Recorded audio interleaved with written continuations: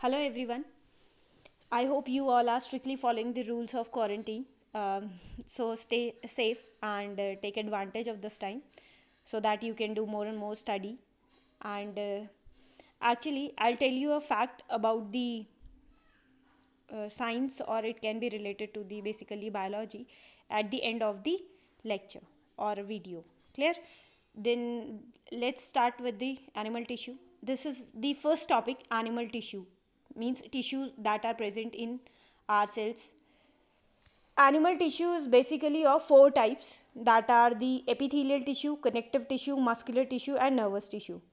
Epithelial tissues are found in our whole body surface. जो आपको अपनी बॉडी पे स्किन दिख रहा है, skin is the largest organ. Skin क्या है आपका? स्किन सबसे बड़ा ऑर्गन है. It's a largest organ of our body. Clear? तो जो एपिथेलियल टिश्यू है, यानी कि जो हमारा स्किन है, उसी में ही क्या होता है? एपिथेलियल टिश्यू होता है. अच्छा, वन मोर थिंग, बहुत सारे लोग कंफ्यूज होते हैं और वो कहते हैं कि liver is the largest organ. Actually it is the largest gland, not a organ. तो स्किन सबसे बड़ा ऑर्गन होता है and that is covered by the epithelial tissue and it is basically of four types: squamous, cuboidal, columnar and glandular. Clear? Next is the connective tissue. Connective tissue नाम से ही suggest है कि connect करने का काम करता है, यानी कि हमारी बॉडी के वेरियस पार्ट्स को कनेक्ट करने में हेल्प करेगा. क्लियर? तो it is basically of areolar, skeletal and fluid connective tissue. Clear? इनके डिस्क्रिप्शंस जो हैं वो हम बाद में पढ़ेंगे.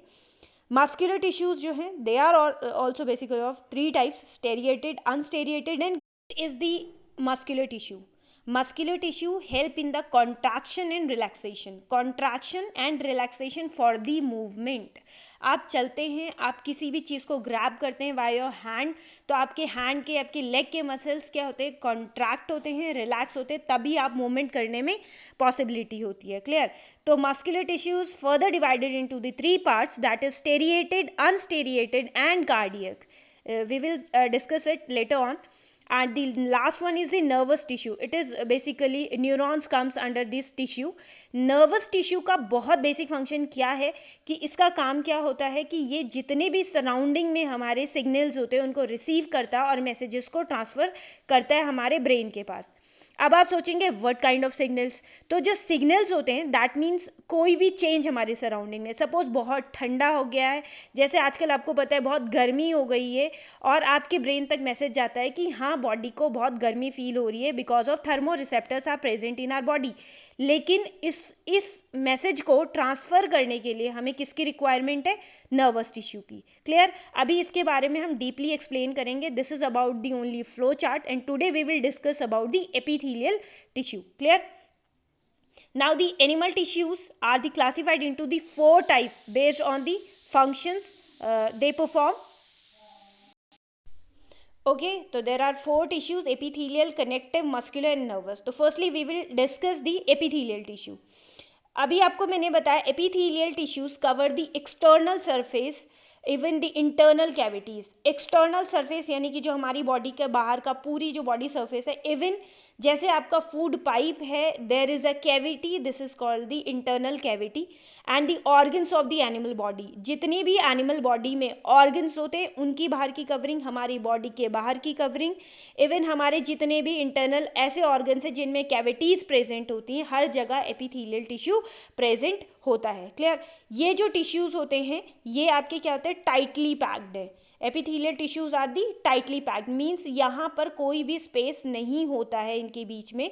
ठीक है? एक कॉन्टिन्यूस शीट के जैसे ये आपके अरेंज्ड होते हैं. Clear? Okay, next is the skin and the lining of mouth and the lining of blood vessels, lungs, alveoli and kidney. इन सब जगह पर, इससे और भी ऑर्गन्स है यहाँ पर, सब जगह जितने भी ऑर्गन्स है हमारे, हर ऑर्गन के बाहर की जो कवरिंग होती है that is made up of the epithelial tissue. Now what are the function of epithelial tissue? Epithelial tissues अभी मैंने बताया most of the organs and cavities में आपके एपिथेलियल टिश्यू होते हैं.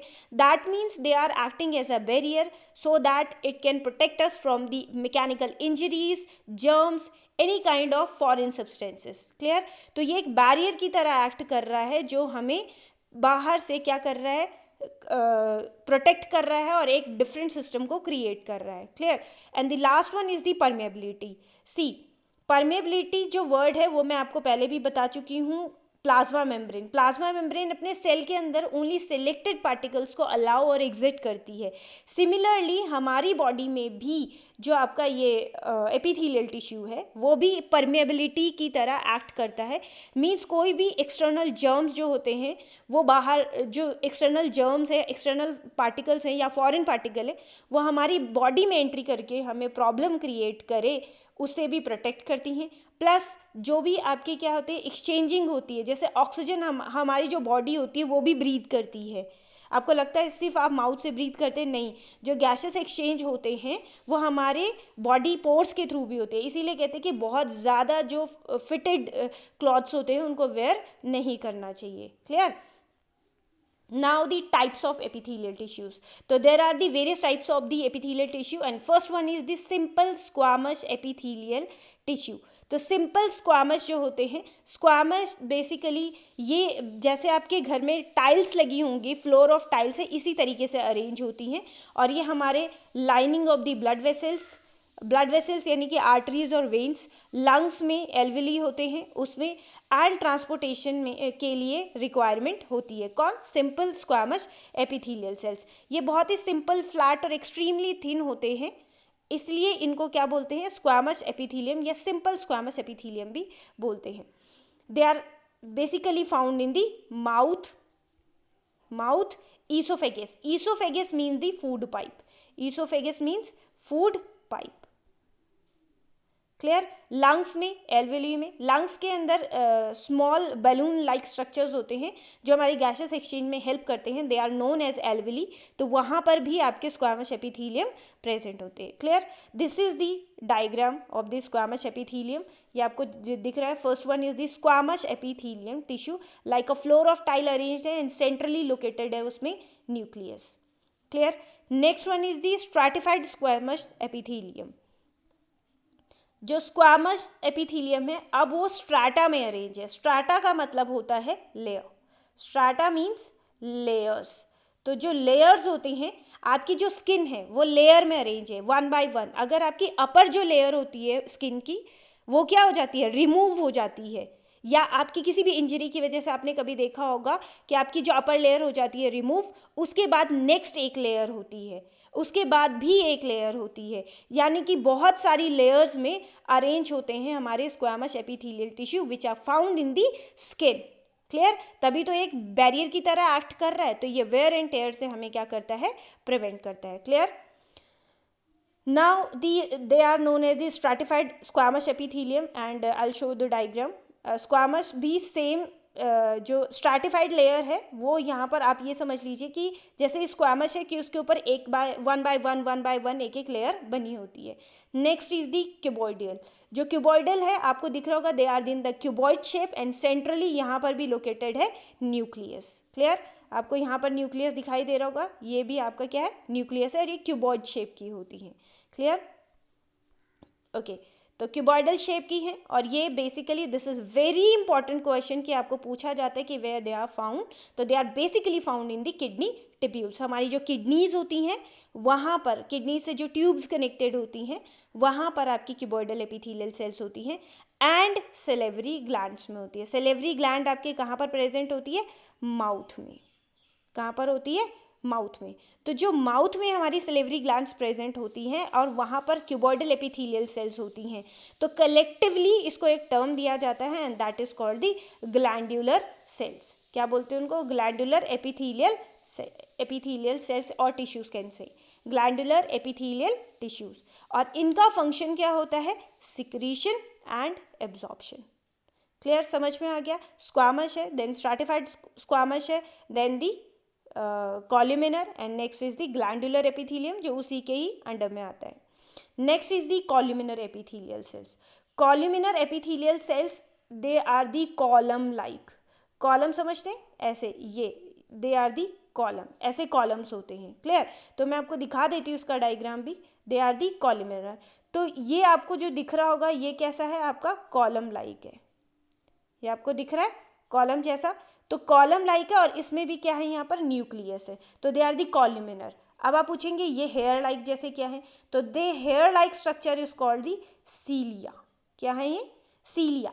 तो if cilia are present over the columnar epithelial cells, now they termed as the ciliated epithelial cells. Clear? समझ में आई बात? ओके तो आते हैं अपने कॉल्यूमिनर एपिथीलियम पे। तो कॉल्यूमिनर एपिथीलियल का भी सेम काम है, actually they are the part of epithelial, तो सबका काम ऑलमोस्ट सेम ही है, that is the absorption, secretion and protection. Clearly, तो कॉल्यूमिनर आपको मिलेंगे inner lining of the intestine में। क्लियर? एंड अगर इनमें सीलिया है, अगर इनके ऊपर हेयर लाइक स्ट्रक्चर है कॉलम लाइक सेल्स के ऊपर, तो they are called the ciliated epithelial cells. तो ये जो सीलिएटेड वाले होते हैं ये आपके रेस्पिरेटरी ट्रैक्ट में होंगे। रेस्पिरेटरी ट्रैक्ट यानी कि जैसे आपका जो कहाँ पर हो गया, पूरा जहाँ से आप रेस्पिरेशन करते हैं। आपने आजकल सुना होगा कोरोना जो वायरस है वो हमारे रेस्पिरेटरी ट्रैक्ट को ही अटैक कर रहा है। क्लियर? तो कोई भी डस्ट पार्टिकल या कोई भी बैक्टीरियाज अगर हमारे माउथ में या हमारे रेस्पिरेटरी ट्रैक्ट में जाते हैं तो वहाँ पर आपका क्या होता है, वो जो प्रोजेक्शन से सीलिया उनको मूव कर देता है अलॉन्ग विद द म्यूकस और हमें प्रोटेक्ट करता है। But because of corona is the virus, तो वायरस के अगेंस्ट प्रोटेक्शन थोड़ा सा मुश्किल होती है as compared to the bacteria. Clear? Okay, तो they are called the ciliated epithelium और ciliated columnar epithelial cells. Clear? Okay, तो ये हमारा पहला पार्ट आज खत्म हो गया। कल हम इसके नेक्स्ट जो पार्ट्स हैं that is the connective tissue, इन सबको स्टडी करेंगे। Clear? Thank you. And your fact of the day is a newborn baby has 1 cup of blood in his body. जब एक नया न्यूबॉर्न बेबी होता है, जब वो पैदा होता है तो उसके पास सिर्फ 1 कप के जितना ही ब्लड उसकी पूरी बॉडी में सर्कुलेट कर रहा होता है। Okay, have a nice day.